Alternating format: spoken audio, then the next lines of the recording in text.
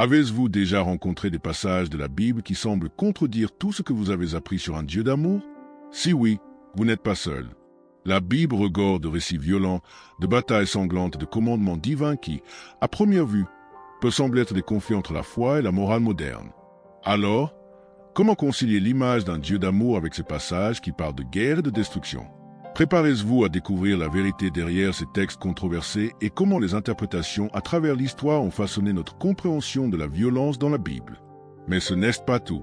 Dans cet article, nous explorons comment la violence biblique a été réinterprétée au cours des dernières décennies, comment elle se connecte à la justice divine et ce que le message de paix de Jésus a à voir avec tout cela. Vous souhaitez mieux comprendre le rôle de la violence dans la Bible et son application au monde moderne? Poursuivez votre lecture et préparez-vous à un voyage de réflexion qui pourrait changer votre vision des Écritures. Dans l'Antiquité, les guerres étaient considérées comme des événements inévitables et souvent même glorifiés. Dans le cas des Israélites, la conquête de Canaan n'était pas seulement une bataille territoriale, elle était perçue comme un mandat divin. Les nations ennemies n'étaient pas seulement des adversaires militaires, mais les représentants d'une morale corrompue et de pratiques religieuses considérées comme perverses, comme l'idolâtrie. La violence dans ces guerres n'était donc pas perçue comme isolée ou injustifiée, mais comme l'accomplissement d'un ordre supérieur, la justice divine en action. De plus, le concept de guerre sainte avait une profonde dimension culturelle. Pour les Israélites, la guerre n'était pas seulement un conflit politique, mais une forme de purification du pays et une démonstration de la puissance de Dieu sur les forces du mal. La destruction des villes ennemies et la mort de leurs habitants étaient considérées comme des mesures nécessaires pour garantir la pureté de la terre promise. Cette vision de la guerre sainte influençait à la fois la morale et les stratégies de combat, de nombreux Israélites étant convaincus que sans l'intervention divine, ils n'auraient pas survécu ni conquis le pays. Dans un contexte aussi imprégné de croyances religieuses et culturelles, la violence n'était pas remise en question comme elle le serait aujourd'hui. La mentalité de l'époque non seulement acceptait, mais glorifiait les actions de dirigeants, comme Josué, qui mena les batailles contre les villes cananéennes. Par conséquent, pour comprendre ces massacres, il faut se replacer dans le contexte historique où les Israélites considéraient la guerre non seulement comme un mal nécessaire, mais comme une mission sacrée, inscrite dans le plan divin de purification et de justice. Lorsqu'on pense à la conquête de Canaan par les Israélites, l'un des premiers concepts qui vient à l'esprit est celui du mandat divin. Dans le contexte biblique, cela renvoie à l'idée que Dieu a ordonné aux Israélites d'envahir la terre promise et d'exterminer les habitants. Pour les anciens Israélites, cet ordre n'était pas seulement militaire, c'était une question spirituelle. Ils croyaient agir comme les instruments de Dieu pour accomplir un plan plus vaste, qui impliquait à la fois la destruction des nations idolâtres et la préservation de la pureté religieuse des Israël. Il est important de se rappeler qu'à l'époque, les batailles ne visaient pas seulement à étendre les frontières ou à s'emparer des richesses, mais à accomplir la volonté de Dieu. L'idée que Dieu ordonne la destruction d'une nation ennemie peut paraître choquante au regard de nos valeurs contemporaines. Mais dans la mentalité antique, une telle violence était une forme de justice divine. Aux yeux des Israélites, les nations vaincues, comme les Cananéens, étaient coupables de pratiques que Dieu abhorrait et leur destruction était un châtiment divin nécessaire. L'ordre divin conférait donc une légitimité à ce qui n'aurait autrement été qu'un acte de guerre brutale. Cependant, la question du mandat divin n'était ni simple ni unilatérale. À de nombreuses reprises, les dirigeants d'Israël, tels Josué et Samuel, se sont trouvés confrontés au défi d'interpréter fidèlement la volonté divine. Certains passages indiquent que, même dans les moments de victoire, une réflexion sur le degré d'obéissance au commandement divin était menée. Dans un monde où les actions divines étaient considérées comme incontestables, le rôle du chef spirituel était crucial pour garantir que la guerre soit justifiée non seulement par les lois humaines, mais aussi par la volonté divine. L'image de Dieu dans l'Ancien Testament est souvent dépeinte de manière contradictoire un Dieu juste et aimant, mais aussi un Dieu qui impose des châtiments sévères. Cela devient particulièrement complexe lorsqu'on étudie des passages qui associent Dieu à la violence, comme dans les récits des conquêtes de Canaan. Comment concilier ces deux aspects? Pour les Israélites, la justice divine ne signifiait pas seulement un châtiment, mais un moyen de rétablir l'ordre dans le monde. La destruction des nations idolâtres était perçue comme une purification, un moyen d'éliminer le mal et de garantir le véritable culte de Dieu. Il est important de comprendre que, pour les Israélites, l'amour de Dieu n'était pas nécessairement le genre d'amour doux et passif que beaucoup d'entre nous imaginent aujourd'hui. L'amour divin, à leurs yeux, était intrinsèquement lié à la justice et à la sainteté. Dieu aimait son peuple, mais cet amour exigeait aussi l'éradication du mal pour protéger ce qui était sacré. La violence s'inscrivait donc dans l'idée que la sainteté de Dieu devait être défendue à tout prix. Cette relation entre amour et justice se retrouve tout au long de l'Ancien Testament et contribue à expliquer nombre des conflits et des châtiments décrits. De nos jours, il est difficile de comprendre comment Dieu peut être décrit à la fois comme un Dieu d'amour et comme un Dieu qui permet ou ordonne la violence. Cependant, tout au long de l'histoire de l'interprétation biblique, de nombreux théologiens ont soutenu que l'amour de Dieu se révèle précisément dans l'acte de protéger la pureté de sa création, même si cela implique des mesures sévères. Pour les anciens Israélites, l'amour de Dieu ne s'opposait pas à la violence, mais lui donnait un but, le rétablissement de l'ordre divin. Cette vision n'est pas facile à digérer, mais elle nous aide à comprendre le contexte théologique et culturel des actions décrites dans l'Ancien Testament. Les prophètes de l'Ancien Testament ont joué un rôle crucial dans les guerres de conquête d'Israël, considérés non seulement comme des conseillers spirituels, mais aussi comme des instruments directs de la direction divine. Josué, Samuel et d'autres chefs étaient fréquemment guidés par les révélations divines sur la conduite à tenir au combat. Les directives divines, transmises par les prophètes, se présentaient souvent sous forme d'ordres explicites concernant les personnes à attaquer, la manière de mener la bataille et même le moment où la guerre devait être interrompue. Pour les Israélites, le rôle des prophètes était crucial, car leur parole était perçue comme la voix de Dieu, rendant tout acte de violence légitime aux yeux du peuple. Ces prophètes n'étaient pas seulement des intercesseurs spirituels, ils étaient aussi des stratèges de guerre. La direction divine déterminait souvent le succès ou l'échec des campagnes militaires. Par exemple, Josué reçut des instructions précises sur la manière de prendre Jéricho, notamment la célèbre marche autour de la ville et la sonnerie des trompettes qui provoqua la chute des murailles. Ce type d'intervention divine sur le champ de bataille renforça la conviction que la guerre n'était pas une lutte humaine, mais une mission sacrée, dirigée directement par Dieu. Cependant, le rôle des prophètes ne se limitait pas à inciter à la guerre. À de nombreuses occasions, comme lors de l'intervention du prophète Samuel auprès de Saul, des avertissements furent lancés sur les conséquences du non-respect de la volonté divine. Lorsque les dirigeants n'exécutaient pas correctement les instructions divines, Dieu lui-même pouvait les destituer, comme ce fut le cas pour Saul. Ainsi, le rôle des prophètes était également de veiller à ce que les batailles soient menées avec justice et obéissance au plan divin, et non par cupidité ou par désir de conquête excessive. La relation entre Dieu, les prophètes et les chefs militaires était délicate et cruciale pour le succès des guerres d'Israël. La violence décrite dans les guerres de conquête de l'Ancien Testament est souvent interprétée comme une forme de justice divine, une punition pour les péchés des nations ennemies. Dans le cas de Canaan, par exemple, les Cananéens étaient connus pour leurs pratiques religieuses telles que l'idolâtrie et les sacrifices humains, que les Israélites jugeaient totalement inacceptables. Lorsque Dieu ordonne la destruction de ces nations, beaucoup y voient une réponse directe au mal qui s'était répandu dans ces cultures. Pour les Israélites, la violence n'était pas simplement le reflet de la puissance divine, mais une mesure corrective visant à éliminer le mal du monde. Cette idée de justice divine est complexe, surtout si l'on considère que les victimes de ces violences étaient, pour la plupart, des peuples ayant leur propre histoire et leur propre culture. Ce que les Israélites considéraient comme justice peut souvent être interprété comme un acte cruel d'un point de vue moderne. Cependant, dans la mentalité de l'époque, cette justice n'était pas perçue comme une punition injustifiée, mais comme une forme de purification pour la terre et l'humanité. L'objectif était de créer un espace sacré, libéré des pratiques païennes susceptibles de contaminer le peuple de Dieu. Aujourd'hui, cette vision de la justice divine, exprimée par la violence, suscite de nombreux débats. Cependant, de nombreux érudits soulignent que, dans le contexte de l'époque, la violence était perçue comme une action nécessaire pour rétablir l'équilibre et la sainteté que Dieu désirait pour son peuple. Pour les Israélites, Dieu était non seulement un être aimant, mais aussi un juge qui ne tolérait pas la corruption. Et, dans le cas de Canaan et d'autres pays, la destruction des nations était perçue comme un jugement divin contre les pratiques immorales de ces cultures. L'interprétation des passages violents de l'Ancien Testament varie considérablement selon les traditions et les écoles de pensée. Certains les lisent littéralement, croyant que les événements se sont déroulés exactement comme ils le décrivent, y compris les ordres divins d'exterminer des peuples entiers.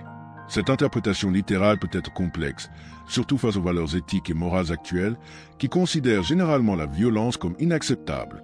Pour ces peuples, la guerre et la destruction des nations faisaient partie du plan de Dieu, et l'obéissance à Dieu justifiait les actes violents. D'autre part, certains adoptent une approche allégorique ou symbolique. Ils interprètent ces passages violents non pas comme des commandements littéraux, mais comme des représentations de batailles spirituelles, de luttes intestines ou de conflits entre le bien et le mal. Pour ces personnes, les récits de destruction de l'Ancien Testament peuvent être perçus comme des métaphores du processus de purification spirituelle ou de la lutte contre l'idolâtrie et le péché. Dans ce cas, La violence n'est pas comprise comme quelque chose de physique ou de littéral, mais comme un moyen d'illustrer la lutte constante entre les valeurs divines et les tentations terrestres. La lecture allégorique permet de concilier l'image d'un Dieu d'amour avec les récits de violence de l'Ancien Testament. Plutôt que de considérer Dieu comme un être qui ordonne la destruction, le lecteur allégorique perçoit ces récits comme des représentations de la lutte des hommes contre le mal. Le choix entre une lecture littérale et allégorique a des implications importantes pour la compréhension du caractère de Dieu et l'application des Écritures à la vie quotidienne. Ces deux approches sont profondément ancrées dans la tradition chrétienne, mais il est important de reconnaître que l'interprétation biblique est souvent une question de perspective. L'idée de guerre sainte est au cœur de nombreux récits violents de l'Ancien Testament. Dans le contexte biblique, la guerre n'était pas seulement un moyen de conquête territoriale, mais aussi un moyen de défendre ou d'imposer la sainteté de Dieu au monde.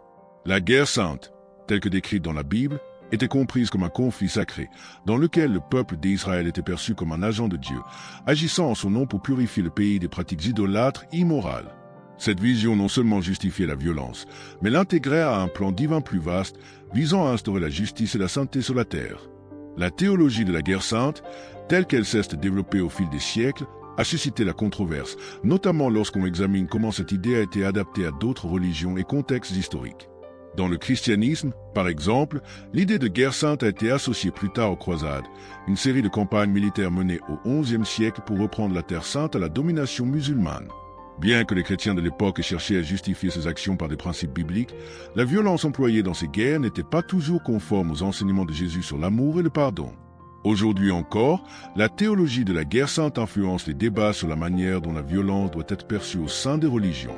Certaines écoles théologiques tentent de réinterpréter ce passage à la lumière d'une conception plus pacifiste, tandis que d'autres continuent de défendre l'idée que, dans certaines circonstances, la guerre peut être une obligation morale, voire divine. La question est donc comment concilier les passages bibliques qui parlent de guerre sainte avec l'appel du Christ à la paix et au pardon. Ce dilemme continue de poser problème aux chrétiens et aux biblistes, suscitant des réponses et des interprétations diverses à travers l'histoire. Dans le monde moderne, les passages violents de l'Ancien Testament suscitent un profond malaise chez de nombreux chrétiens. Comment aborder ces textes dans un contexte où la violence est largement rejetée et où l'axe est mis sur la paix, l'amour et le pardon? Les églises sont souvent confrontées au défi de concilier ces passages avec les valeurs modernes qu'elles prônent. Lors des sermons et des études bibliques, certains pasteurs choisissent de se concentrer sur des messages spirituels plus larges, comme l'importance de la foi et de la repentance, tout en évitant ou en réinterprétant les récits de violence. D'autres, en revanche, estiment qu'il est essentiel d'aborder ces passages de front et de chercher à les comprendre plus profondément. En termes de conséquences pratiques, la violence dans les Écritures peut constituer un obstacle pour ceux qui cherchent à se rapprocher de la foi chrétienne, mais se sentent perturbés par l'apparente contradiction entre un Dieu d'amour et des récits de destruction. La réponse à cette tension passe souvent par une approche interprétative plus contextualisée. Certains érudits et chefs religieux suggèrent que les passages violents de l'Ancien Testament doivent être considérés dans un cadre historique et culturel spécifique, ce qui permet de comprendre la mentalité de l'époque sans appliquer les mêmes normes qu'aujourd'hui. Cela signifie que, si la violence reflétait un contexte ancien, le christianisme moderne ne devrait pas nécessairement accepter ou justifier ce type d'action. De plus, de nombreux chrétiens cherchent à interpréter les passages de guerre et de destruction comme des métaphores de luttes spirituelles intérieures. En ce sens, l'Écriture nous montre que, tout comme les Israélites ont de combattre des ennemis extérieurs, nous devons nous aussi affronter des guerres intérieures contre le péché, la tentation et les défauts moraux.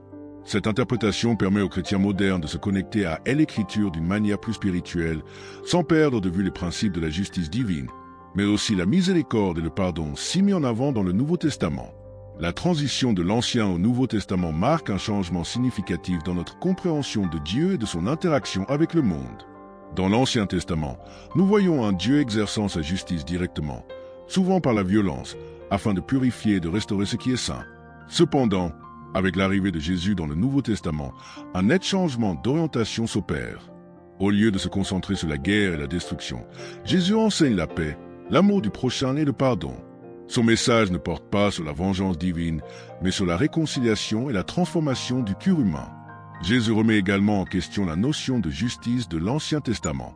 Il parle d'un amour qui transcende les lois et les rituels, soulignant la nécessité d'aimer même ses ennemis et de rechercher la paix, plutôt que de répondre à la violence par la violence.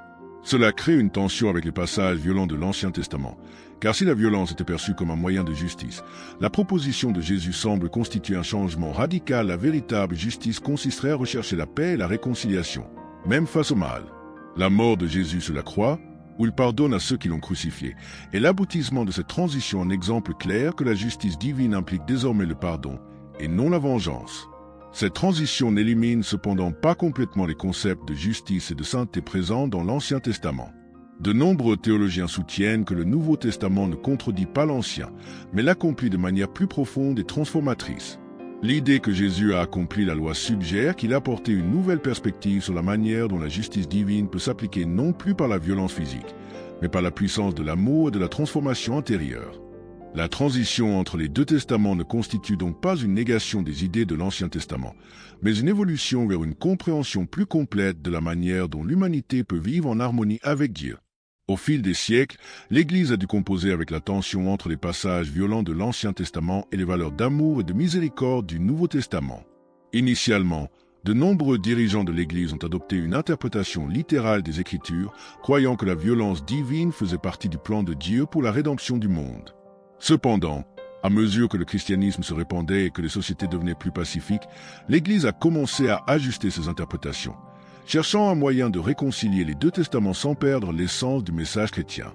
Au Moyen Âge, par exemple, la violence biblique était parfois utilisée pour justifier les croisades et autres guerres de religion, la guerre sainte étant un acte divin. Cependant, avec l'évolution des temps, les théologiens ont commencé à reconsidérer cette approche.